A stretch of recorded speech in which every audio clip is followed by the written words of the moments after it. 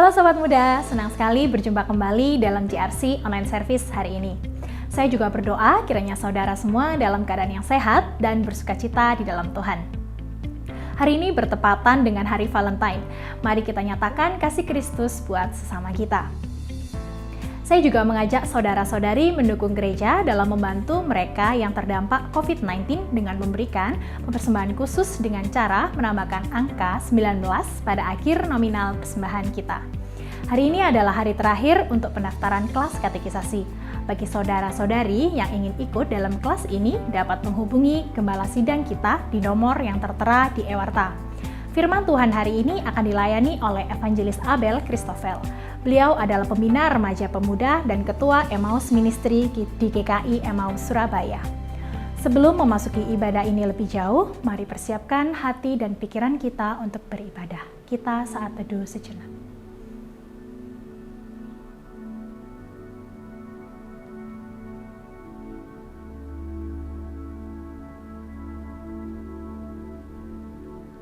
Mari kita mengakui bahwa pertolongan kita adalah dalam nama Tuhan yang menciptakan langit dan bumi. Kiranya kasih karunia dari Allah Bapa, Allah Anak, dan Allah Roh Kudus menyertai ibadah kita dari awal hingga berakhirnya. Oleh sebab itu, pujilah Tuhan hai kamu semua bangsa-bangsa, dan biarlah segala suku bangsa memuji Dia. Amin. Mari kita bersama-sama mengikrarkan pengakuan iman kita menurut pengakuan iman rasuli yang merupakan inti dari pengajaran iman Kristen.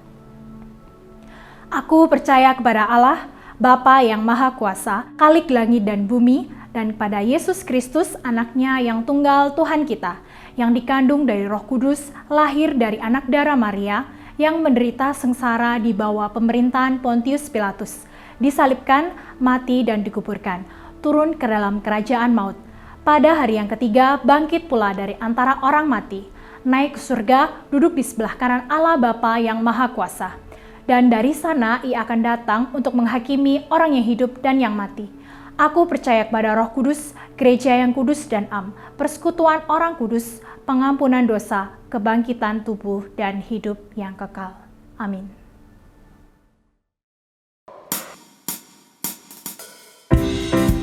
Saudara-saudaraku yang terkasih di dalam Tuhan, mari bersama-sama kita mengucapkan syukur kepada-Nya karena kasih-Nya besar untuk kita.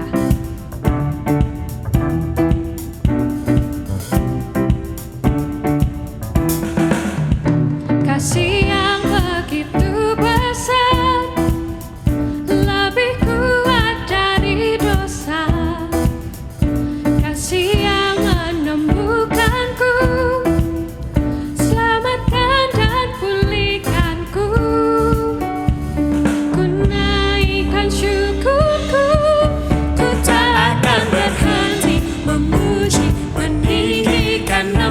selalu menari memuliakan-Mu, dibebaskan, dibangkitkan, hidup yang kami dan kini hanya untuk-Mu.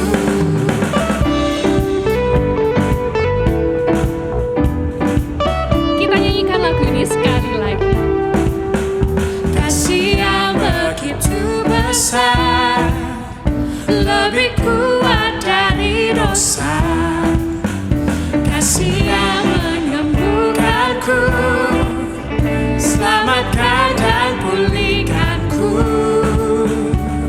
Ku naikkan syukurku, ku tak akan berhenti memuji, meninggikan nama-Mu, selalu menari memuliakan-Mu, dibebaskan, dibangkitkan, hidup yang kami dan kini hanya untuk-Mu. Kasih Tuhan nyata untuk kita. Dia besar, Dia rela disalib untuk kita semua. Mari bersama-sama kita pujikan lagu ini, kita naikkan rasa syukur kita di hadapan-Nya.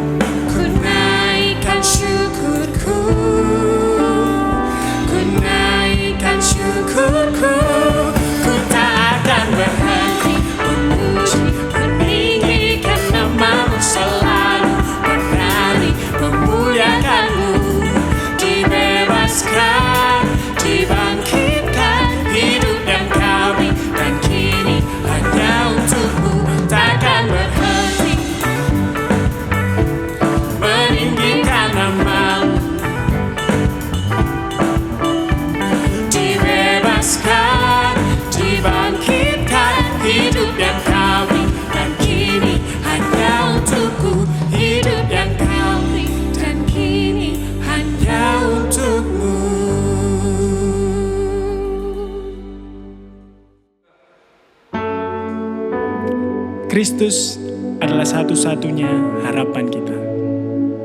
Ia adalah terang dan sumber kekuatan kita. Mari kita merenungkan betapa besar kasih-Nya di dalam hidup kita. In Christ alone, my hope is found. In Christ alone, my hope is found. He is my light, my strength, my song. This cornerstone, this solid ground, firm to the fiercest drought and storm. What heights of love, what depths of peace, when fears are still, when striving cease. My comforter, my all in all, here in the life of Christ I stand.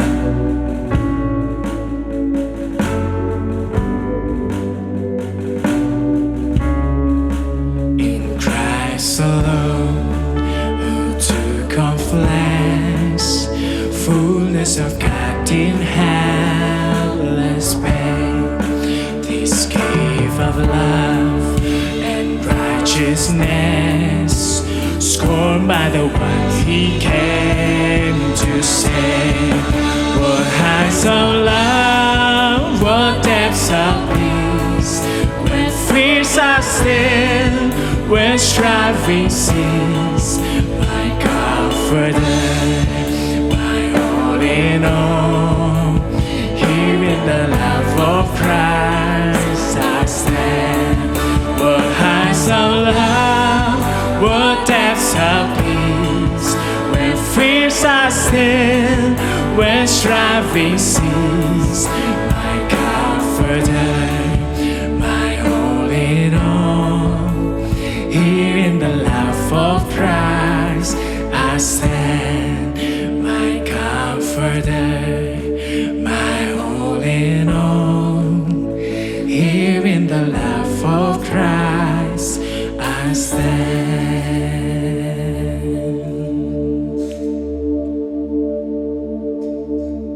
Saudara-saudara, kembali lagi pada hari ini kita beribadah dan juga mendengarkan firman Tuhan. Dan mari kita memulai dengan doa terlebih dahulu. Terima kasih Tuhan untuk kesempatan, untuk kesehatan, untuk penyertaan, untuk banyak hal yang membahagiakan kami di dalam hidup. Dan hari ini kami akan mendengarkan firman-Mu. Berkatilah kami, bukalah hati kami dengan kuasa Roh Kudus-Mu, dan biarlah Engkau berbicara pada kami dari hati ke hati. Pimpin pemberitaan firman Tuhan ini sampai akhirnya nanti. Demi nama anak-Mu Yesus Kristus, kami berdoa dan bersyukur. Amin. Ya, saudara-saudara, kita hari ini akan membahas satu pertanyaan penting di dalam kehidupan orang Kristen. Mungkin pertanyaan ini jarang ditanyakan, tetapi sadar atau tidak, kita sebenarnya di dalam hati kadang-kadang mempertanyakan ini. Yaitu, ketika kita melakukan tindakan cinta kasih kepada orang lain, apa sih dampaknya bagi orang lain, dan apa dampaknya bagi diri kita sendiri? Kenapa penting bertanya apa dampaknya bagi orang lain? Karena kadang kan kita menghadapi dilema ketika melakukan cinta kasih kepada orang lain. Misalnya nih ya, contoh. Pernahkah saudara-saudara bimbang apakah harus memberikan uang ke pengamen atau tidak? Kalau diberi, sebesar apa dampaknya buat dia gitu. Seandainya pun misalnya ya, kita kasih uang 10.000, 20.000 gitu. Paling-palingnya cuma untuk satu kali makan. Atau malah itu akan memotivasi dia untuk ngamen terus-menerus dan tidak mengembangkan dirinya sehingga mendapatkan pekerjaan yang lebih layak. Yang kedua, kenapa penting bertanya apa dampaknya bagi diri kita sendiri? Karena kenyataannya pun kita sering menemui sebuah dilema juga kan. Apakah kita harus memastikan diri kita cukup dulu baru kita bagi, atau kita memberi, atau kita menolong orang lain, atau ya udah kasih aja, berbuat baik aja, nggak peduli kita merasa cukup atau tidak. Pernah dengar ilustrasi begini ya, jangan jadi lilin. Kan lilin kan gitu ya, menerangi sekitar, tapi lilinnya lama-lama habis. Nah, ilustrasi kayak gitu apa istilahnya ya? Kata-kata kayak gitu kan sering sekali diucapkan. Nah, itu muncul, jangan jadi lilin, itu muncul karena banyak orang yang bertanya-tanya sebenarnya, sejauh mana kita menyalurkan cinta kasih kepada orang lain, supaya kita juga tidak lupa mencintai diri sendiri. Pertanyaan ini juga relevan dengan zaman sekarang, di mana banyak orang sudah menyadari pentingnya mencintai diri sendiri. Lihat aja fenomena misalnya me time. Dulu kan nggak ada me time, kan? Sekarang orang-orang me time. Karena apa? Mau self-care. Nah, dua pertanyaan itu mengingatkan kita pada satu ayat Alkitab. Kasihilah sesamamu manusia seperti dirimu sendiri. Matius 22 ayat 39. Dan dengan menjawab dua pertanyaan itu, kita sebenarnya sedang mempertanyakan juga apa sih sebenarnya arti mengasihi sesama seperti diri sendiri. Dan khotbah hari ini akan menjawab keduanya. Dan cara saya menjawab adalah begini. Mari kita mendiskusikan satu hal yang fundamental terlebih dahulu, yaitu apakah yang menjadi dasar dari cinta kasih kepada sesama? Apa yang menggerakkan seseorang untuk dia menyatakan cinta kasihnya kepada sesama? Kalau kita bisa menjawab pertanyaan ini, maka dua pertanyaan tadi lebih mudah dijawabnya. Nah, saya akan menjawabnya begini. Saudara-saudara, di Indonesia itu ada satu paham yang cukup populer, bahkan bukan cuma di Indonesia saya rasa, tapi di era modern di dunia secara keseluruhan, itu namanya agapisme. Di jemaat atau di khotbah-khotbah itu sering sekali ada paham agapisme. Itu diambil dari kata agape. Kebanyakan orang Indonesia menganut teori ini atau secara tidak sadar mempraktekannya. Ini dimulai dari seorang teolog namanya Anders Nygren. Anders Nygren itu teolog Swedia, dia meneliti teks-teks Yunani dan meneliti teks-teks Alkitab. Jadi dia bandingkan begitu ya. Nah, menurutnya di Yunani ada motif yang namanya motif cinta yang naik. Jadi bottom up. Jadi cinta yang menggapai, cinta yang menginginkan. Jadi dari bawah naik ke atas. Nah, ini cinta yang mendamba. Atau dia sebut ini motif eros. Nah, sedangkan di Alkitab menurut Anders Nygren ada cinta yang turun. Cinta yang dari Allah ke dunia, upside down. Nah, itu cinta yang berkorban, rela melepaskan milik, cinta yang tidak mengharap mendapatkan apa-apa. Sekali lagi, yang pertama tadi disebut eros, sedangkan yang kedua disebut motif agape. Nah, karena cinta di Alkitab adalah cinta agape, cinta dengan motif yang turun, tidak menginginkan apa-apa, maka sebagai pengikut Tuhan, ya kita harus meniru Tuhan kita yang juga melakukan hal yang sama. Kita harus memilih cinta yang alkitabiah, berkorban tanpa keinginan apapun dan rela berkurang bahkan menderita. Intinya sih ini ya, sangat diharamkan bagi orang Kristen untuk memiliki cinta yang mendamba atau motif eros. Sebab itu tidak alkitabiah dan tidak meniru Tuhan kita. Nah, jadi kalau pertanyaan tadi dipakai, apa dasar dari perbuatan cinta kasih kepada sesama? Mungkin Nygren akan menjawab, karena Tuhan memberikan teladan merendahkan diri dan melakukan cinta yang tidak menginginkan apa-apa, maka kita harus menirunya. Jadi ini bukan sesuatu yang di depan yang kita harus kejar atau dambakan, tapi sesuatu yang di belakang, di mana Tuhan sudah pernah menunjukkan, meneladankan, dan kita menirunya. Anyway, saya setuju dengan teladan Tuhan yang di belakang, yang Anders Nygren katakan, tapi saya tidak sepenuhnya setuju dengan dia. Khususnya penolakannya terhadap cinta yang mendamba atau eros. Kenapa?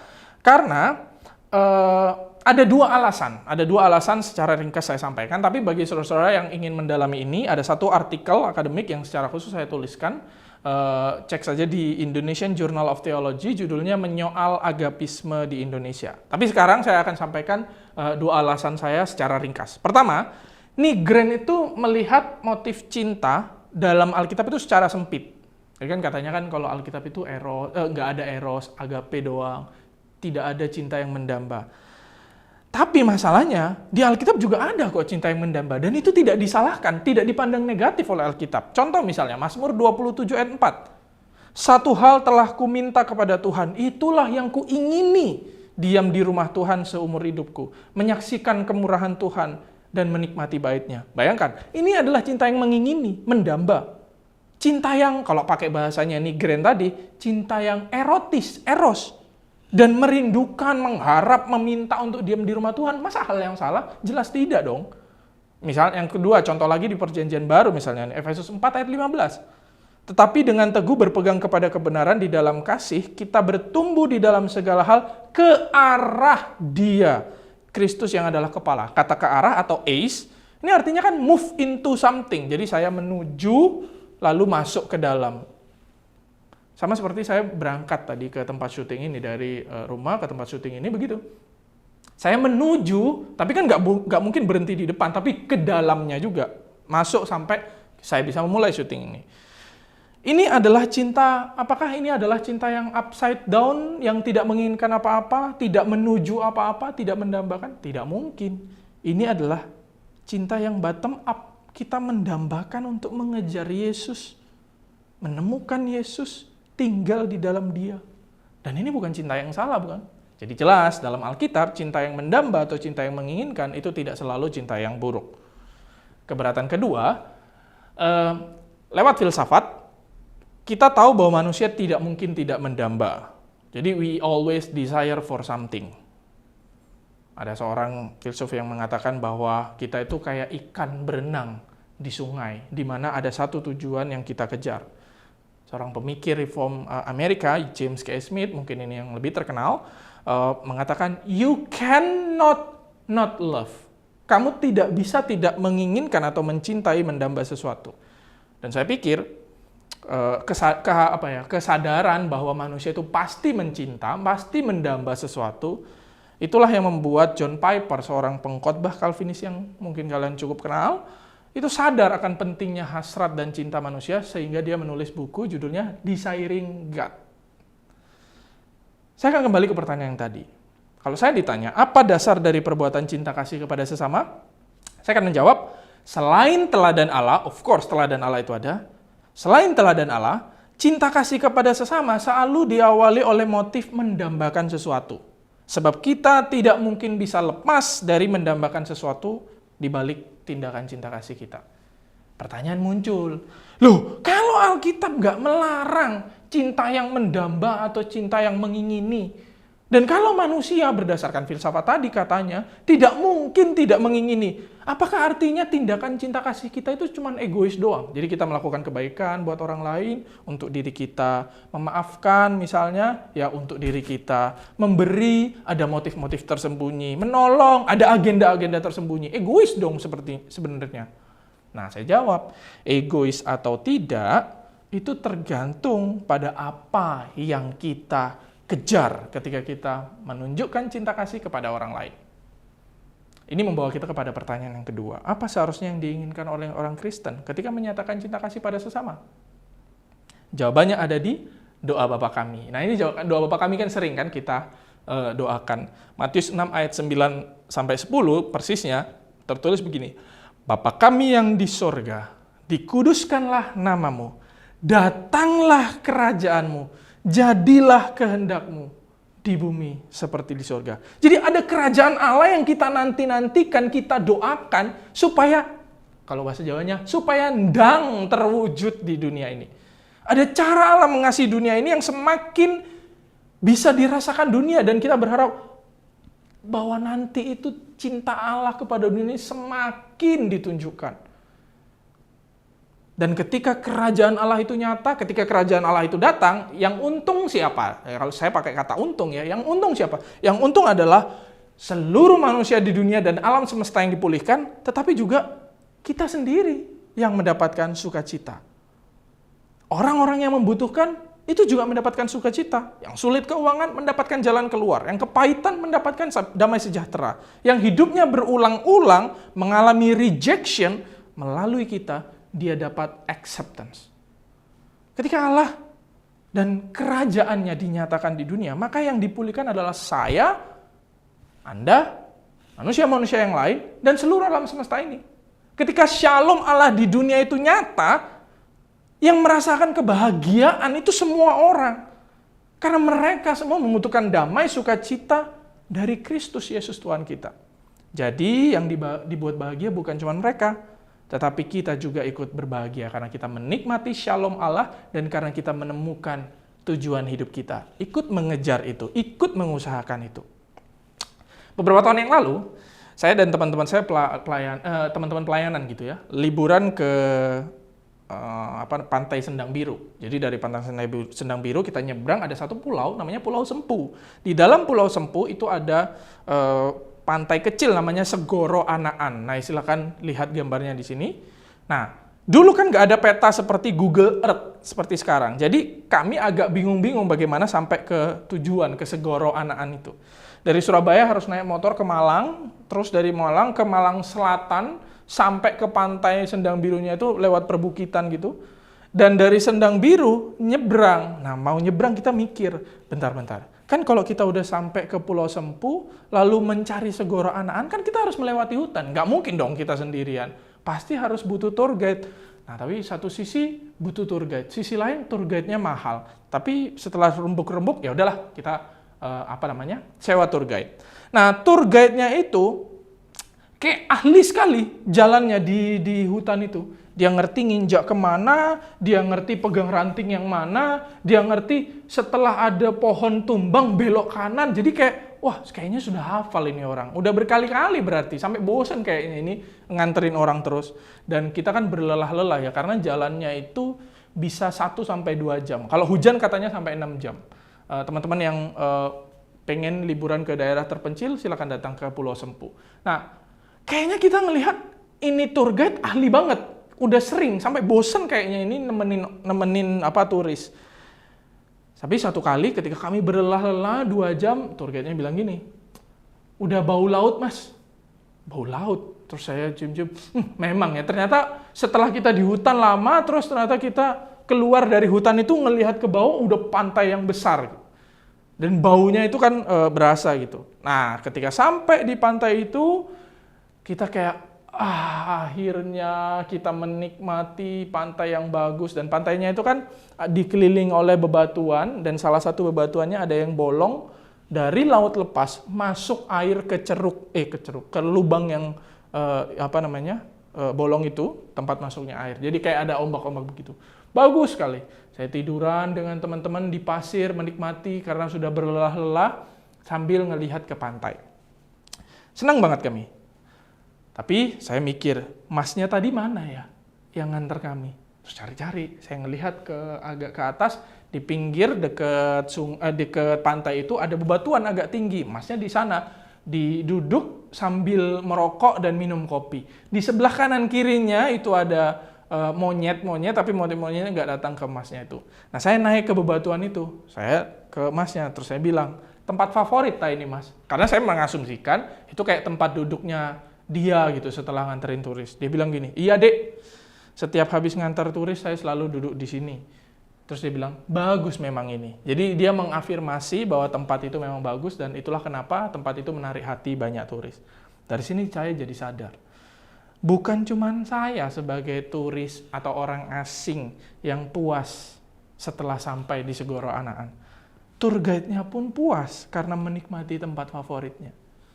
Saudara, ketika kita berupaya mengerjakan kerajaan Allah di bumi, dan ketika cinta kasih Allah semakin nyata, nampak di dunia ini, yang merasakan kebahagiaan adalah semuanya, orang lain dan diri kita sendiri. Orang-orang yang belum mengenal Tuhan, dan kita yang mengusahakannya, itu yang akan merasakan sukacita surgawi. So, this is my fundamental suggestions. Find your life purpose.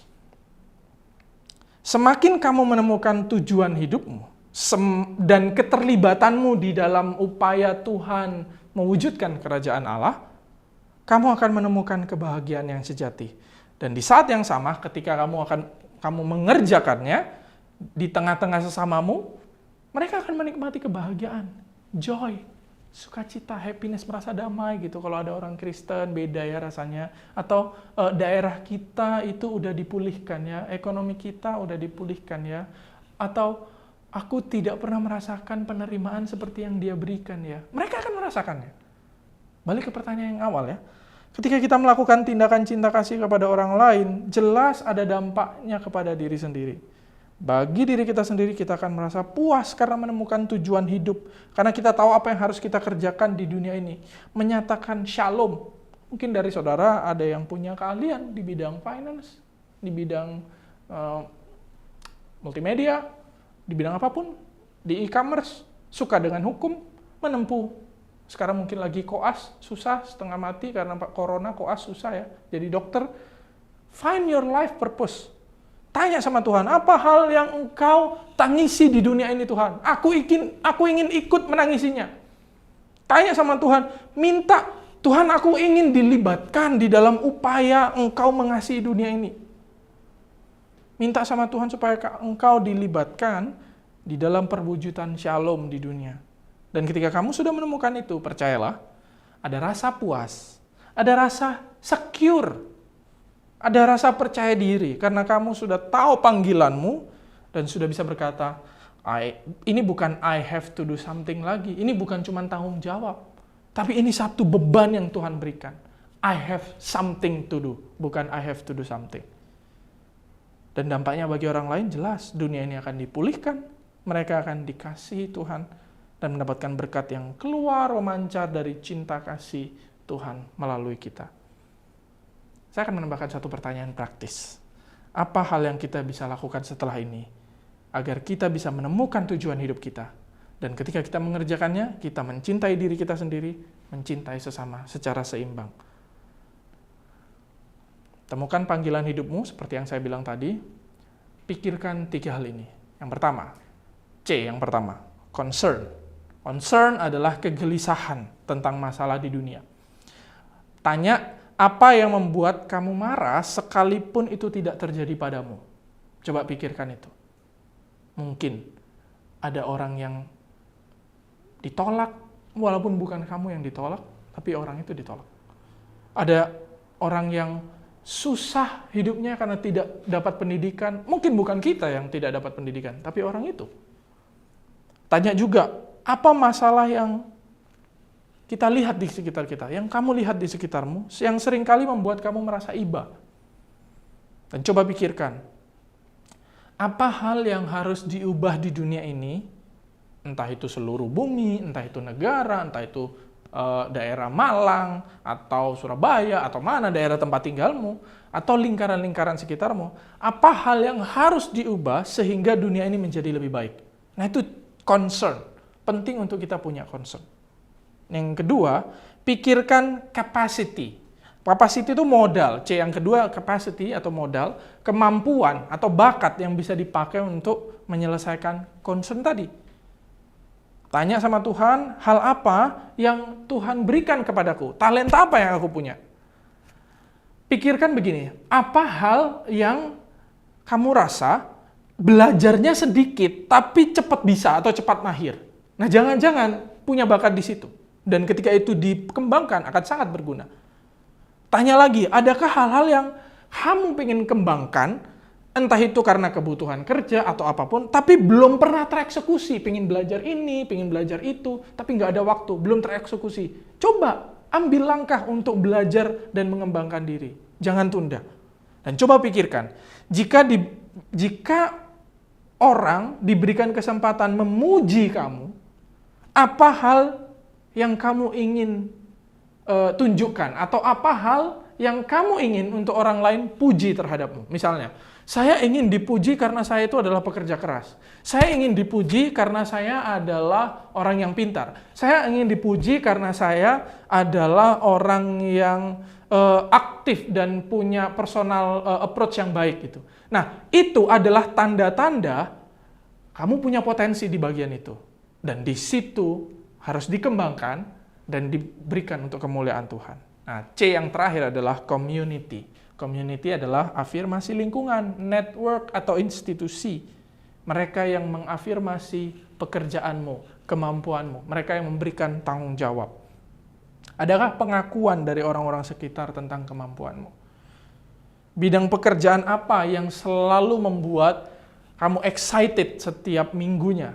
Mau menjelang hari Senin gitu, excited. Adakah komunitas di tempat kerjamu sekarang yang mempercayakan sesuatu kepadamu? Atau bagi yang belajar atau lagi kuliah, tanyakan, apakah selama ini aku sudah bertanggung jawab di dalam mengerjakan pendidikan ini? Nah, itu adalah sesuatu yang diberikan oleh lingkungan sekitar kita sebagai tanggung jawab. Gumulkan 3 hal tadi, concern, capacity, community. Dan dengan menggumulkan itu, kita akan menemukan tujuan hidup kita. Semakin kita mengejar tujuan hidup kita, yang mana tujuan hidup itu juga akan berdampak bagi orang lain, maka pertama, kita akan membahagiakan orang lain. Yang kedua, kita akan membahagiakan diri kita sendiri. Tentunya kita akan merasa punya kecukupan karena Tuhan terus beserta dengan kita. Saya akan menutup satu ayat. Ketika Yesus Tuhan menyampaikan kepada orang-orang yang mendengarkan dia. Dia bilang begini di Lukas pasal 12 ayat 56. Rupa bumi dan langit kamu tahu menilainya. Mengapakah kamu tidak dapat menilai zaman ini? Saudara-saudara, kita hidup di zaman tertentu. Kita hidup di waktu tertentu. Dan kita hidup di dunia dengan masalah-masalah tertentu. Mengapakah kita tidak memakai kemampuan kita untuk menilai apa yang ada di zaman ini? Dan demikian kita menjadi berkat dan kita merasa bahagia karena mengerjakan panggilan Tuhan. Mari kita berdoa. Tuhan, kami sadar bahwa apa yang kami kerjakan di dunia ini, tindakan kasih kepada orang lain, upaya kami membenahi satu permasalahan yang kami lihat di hadapan kami, itu akan membahagiakan orang-orang di sekitar kami. Itu akan membuat orang-orang semakin merasakan kehadiran anak-anak Tuhan dan hidup mereka dipulihkan. Tetapi juga itu akan membahagiakan kami karena kami dilibatkan di dalam panggilan pewujud nyataan kerajaan Allah. Karena itu Tuhan pimpin kami. Bantu kami untuk makin menemukan panggilan kami, tujuan hidup kami. Sehingga kami bisa dengan tepat menyatakan cinta kasih kami kepada dunia, kepada sesama kami, kepada orang sekitar kami. Bantu kami untuk memiliki concern, kegelisahan yang Tuhan juga miliki di dalam hatimu Tuhan. Bantu kami untuk mengenali diri kami, mengenali kapasitas kami, mengembangkan lagi dengan training-training yang ada, dengan semua perlengkapan yang ada. Dan bantu kami untuk menemukan komunitas, institusi, network, atau apapun itu yang mampu memberikan kami tanggung jawab yang kami akan kerjakan sungguh-sungguh. Dan kami semakin merasakan sukacita karena dilibatkan di dalam panggilan Tuhan. Inilah doa kami Tuhan. Demi nama anak-Mu Yesus Kristus kami berdoa dan bersyukur. Amin. Saudara-saudara, mari kita melanjutkan hidup kita dan terus menggumuli tentang concern yang kita punya, capacity yang kita punya, dan community yang akan memberikan kita tanggung jawab yang kita akan kerjakan dengan sungguh-sungguh. Dan mintalah pertolongan Tuhan dan berjalanlah dengan keyakinan bahwa Tuhan pasti akan menyertai dan memberkati. Terimalah berkat Tuhan sebagaimana Dia pernah menyampaikan. Tuhan memberkati kita dan melindungi kita. Tuhan menyinari kita dengan wajah-Nya dan memberi kita kasih karunia. Tuhan menghadapkan wajah-Nya kepada kita dan memberi kita damai sejahtera. Amin.